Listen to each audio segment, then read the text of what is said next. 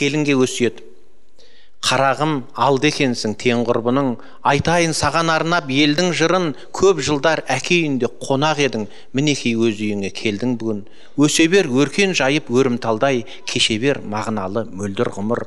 Бір елдің қызғалдағын қырға біткен, туыс боп шыға келдің бұл халықпен. Еріңіз не десе де ерегіспей, жүруге тырыса біл бір бағытпен. Жарыңыз не тапса да қанағат деп қабылда әкелген ырзалықпен.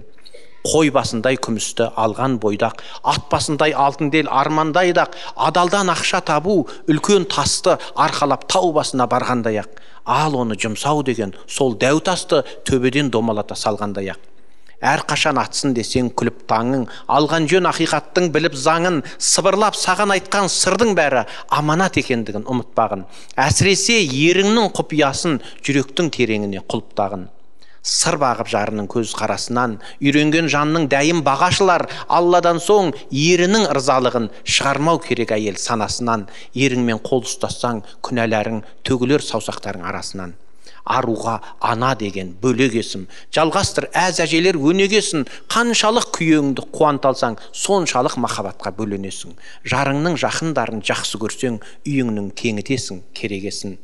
Жаңартатын тарихтың жарқын бетін, көбейтсен пайғамбардың мәр түнбетін. Немере балдан тәтті сыйлап тұрсаң, аямас ата-енең де бар құрметін. Төркінің мен қайын жұрт арасына сол болар сен салатын алтын көпір.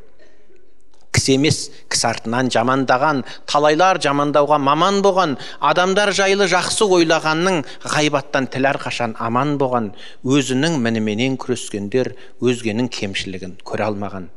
Жақсы бол жұрты үшін жана ауырған, тілекшің табылатын әр ауылдан. Абай бол Құдай қосқан қосағыңнан, өзіңді артығырақ санауыңнан. Жетесің бар бақытқа ер қалауын, өзіңнің биік қойсан қалауыңнан.